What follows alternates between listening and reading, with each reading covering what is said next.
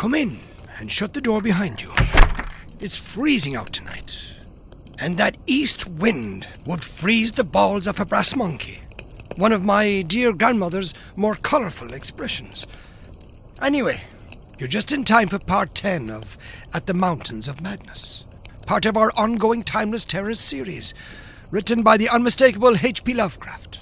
Last time Dyer and Danforth went deeper into the city beneath the ice, they uncovered more of that ancient alien architecture.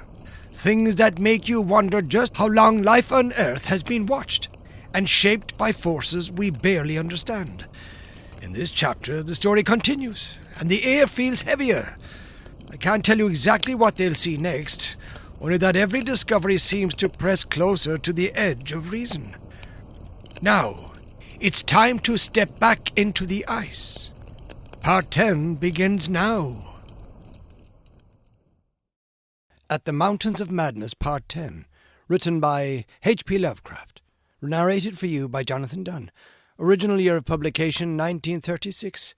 This work is in the public domain. Production and narration copyright 2026. Jonathan Dunne.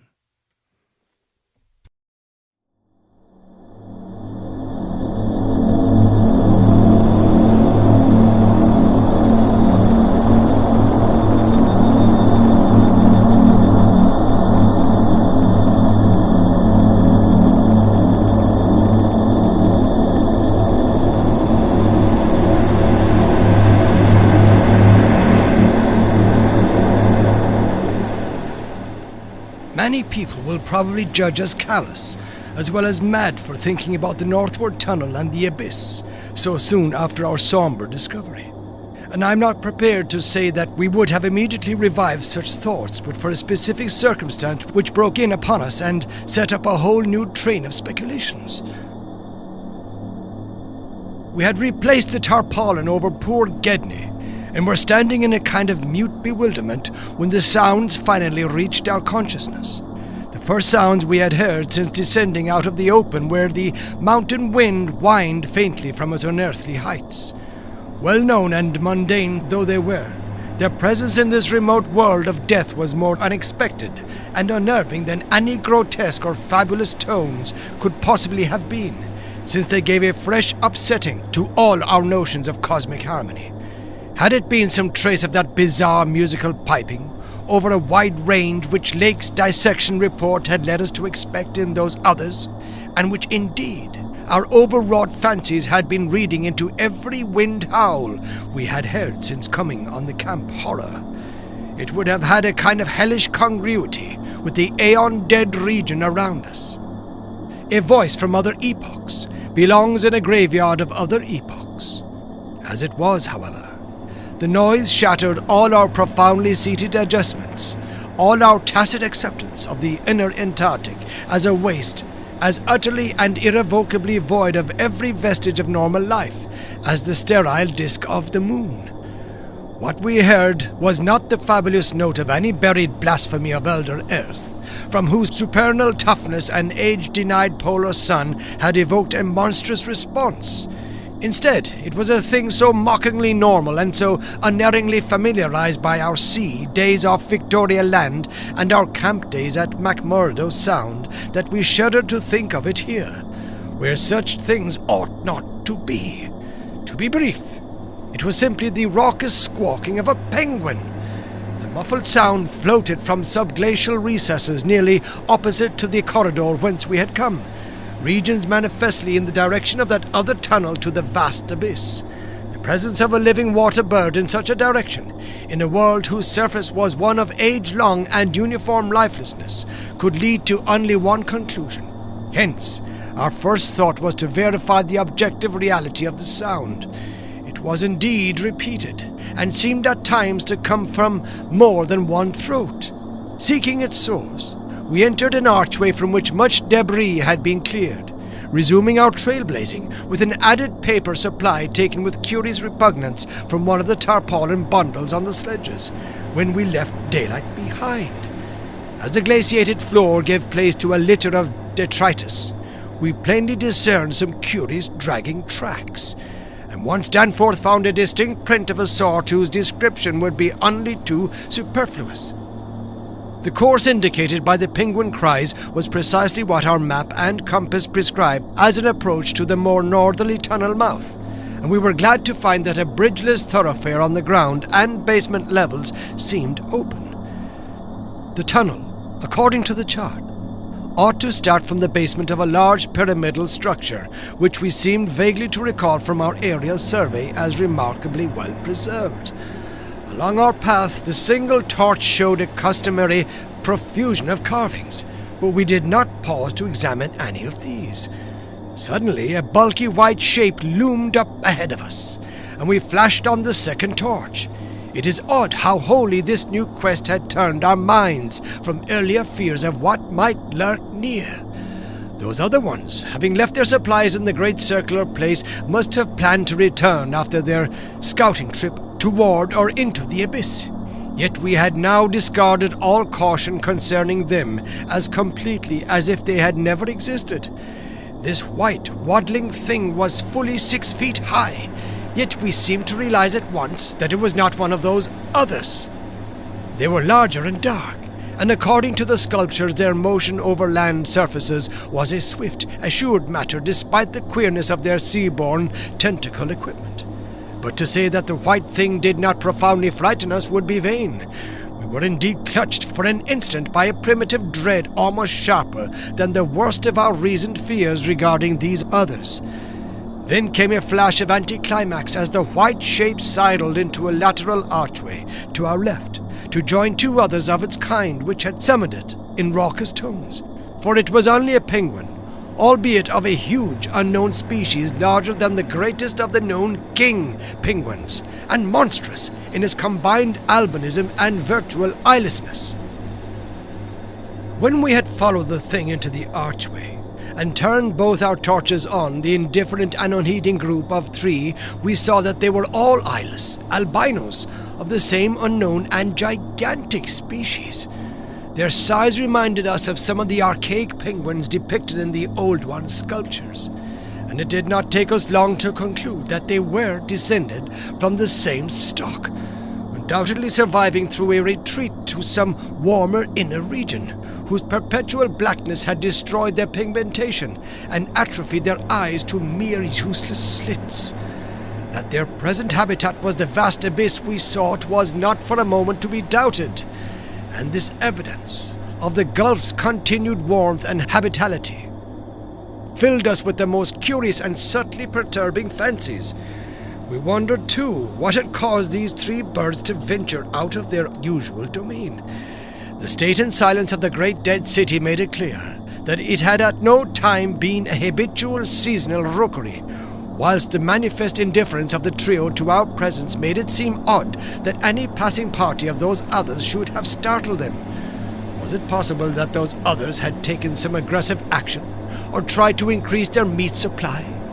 We doubted whether that pungent odor which the dogs had hated could cause an equal antipathy in these penguins, since their ancestors had obviously lived on excellent terms with the Old Ones, an amicable relationship which must have survived in the abyss below as long as any of the Old Ones remained. Regretting, in a flare-up of the old spirit of pure science, that we could not photograph these anomalous creatures, we shortly left them to their squawking and pushed on toward the abyss whose openness was now so positively proved to us, and whose exact direction occasional penguin tracks made clear. Not long afterward, a steep descent in a long, low, doorless, and peculiarly sculptureless corridor led us to believe that we were approaching the tunnel mouth at last. We had passed 2 more penguins, and heard others immediately ahead.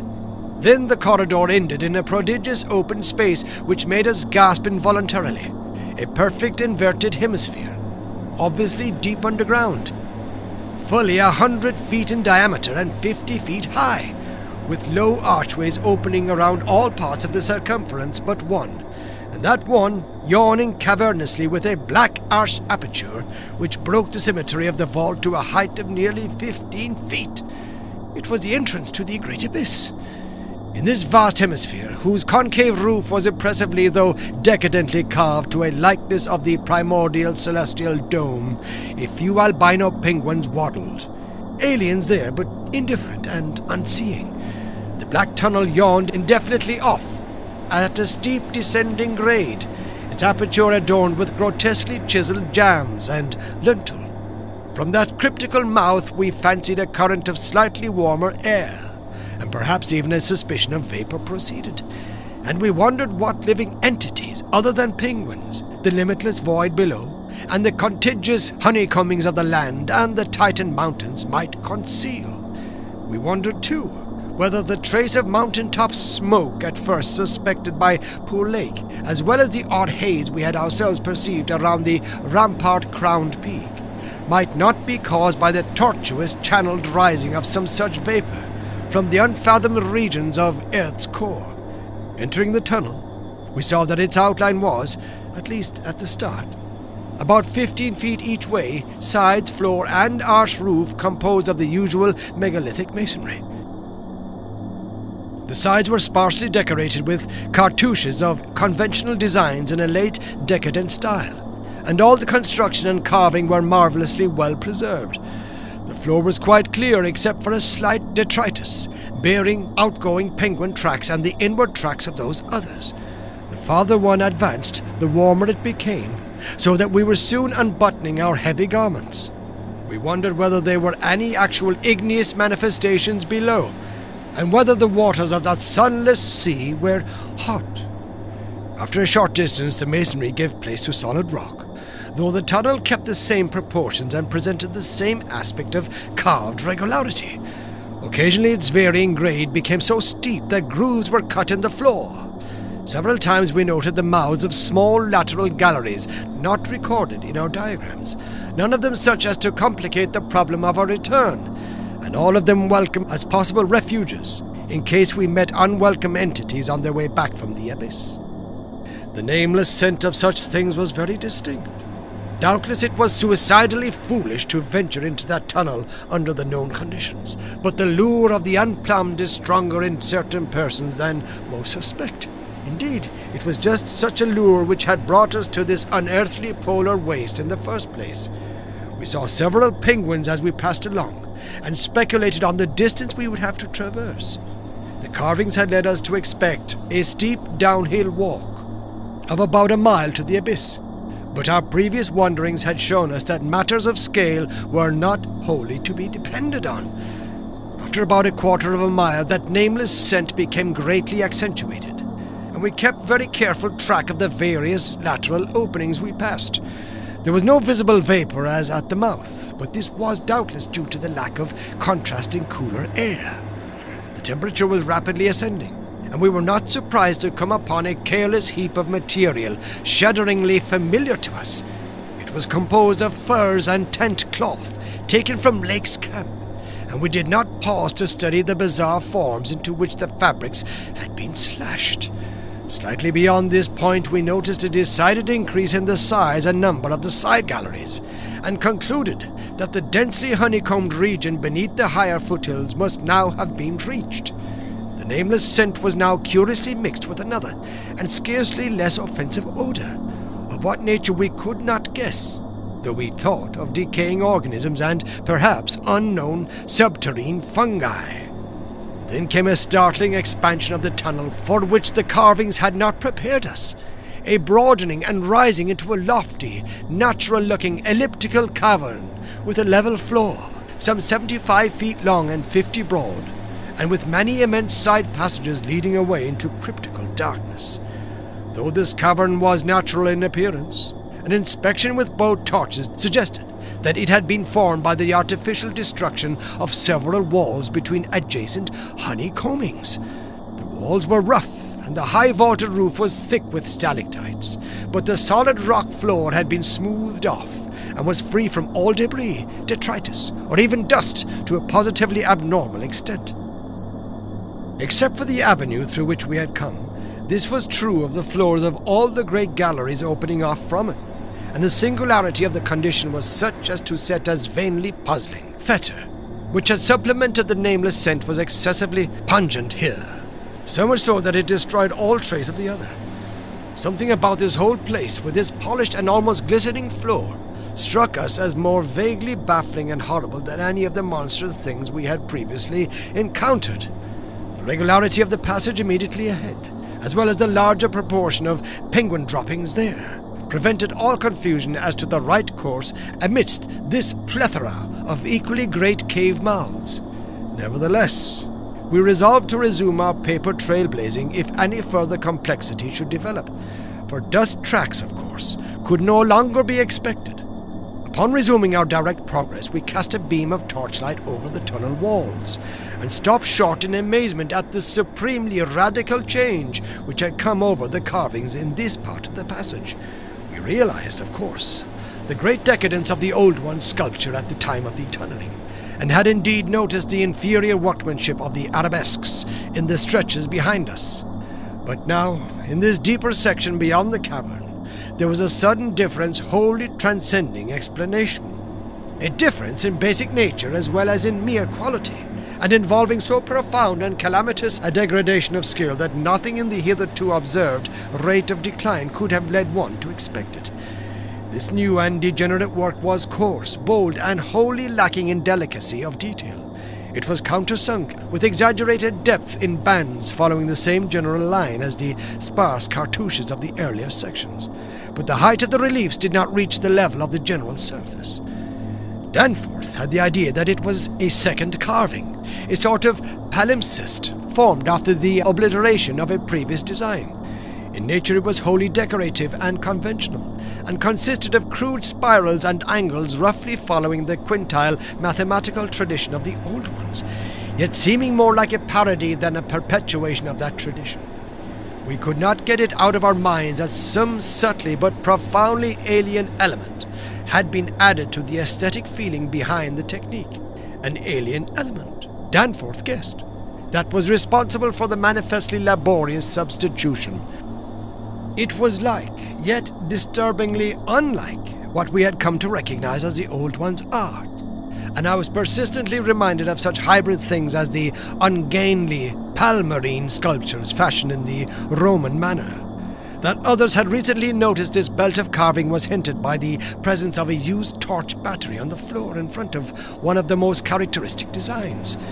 Since we could not afford to spend any considerable time in study, we resumed our advance after a cursory look, though frequently casting beams over the walls to see if any further decorative changes developed.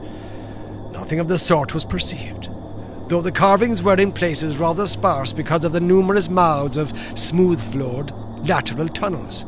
We saw and heard fewer penguins, but thought we caught a vague suspicion of an infinitely distant chorus of them somewhere deep within the earth.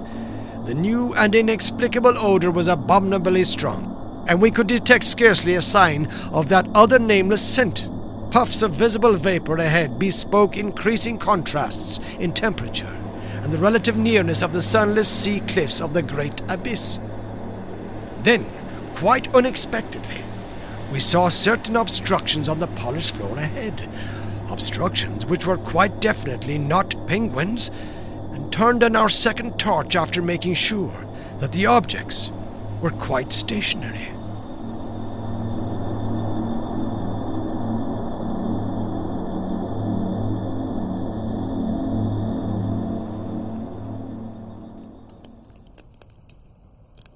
What did you think of that section? The deeper they go, the stranger it gets. The way the city seems alive in its emptiness, and how much the explorer's understanding only draws them further into the unknown. The ice, the ruins, the alien structures, they're all part of the story. But the presence that follows me, well, that's my expedition, and it's far from over. We'll continue next time. Keep your doors closed tonight, and listen out carefully. Until we meet again, in part 11 of At the Mountains of Madness. Good night. This has been At the Mountains of Madness, Part 10, written by H.P. Lovecraft, narrated for you by Jonathan Dunne. Original year of publication 1936. This work is in the public domain. Production and narration copyright 2026, Jonathan Dunne.